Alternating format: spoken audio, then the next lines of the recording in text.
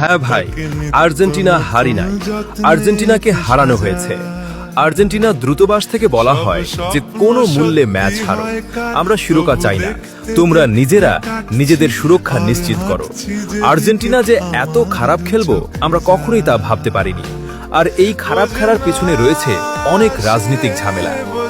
ইংল্যান্ডের সাথে ম্যাচ জিতার পর আর্জেন্টিনা একটা পতাকা প্রদর্শন করেছিল, সেই পতাকাই তারা দ্বীপ ফেরত চেয়েছিল। এই কারণে ডোনাল্ড ট্রাম্পের সাথে রোমেরও হাত মিলায়নি।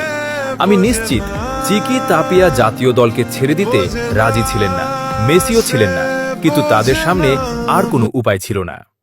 জানো গতকাল দল কি করেছিল? তারা প্রথম গোল খাওয়ার অপেক্ষায় মাঠে নেমেছিল। তারা মাঝমাঠও পার হচ্ছিল না, একটা পাসও ঠিকমতো দিতে পারছিল না, বল চাইতেও চাইছিল না। আর সৌভাগ্য যে লাউতারও খেলেনি। সে এমন কিছুর বাইরে ছিল যা আমাদের কারণে নয়, বাইরের কোনো কারণে ঘটেছিল।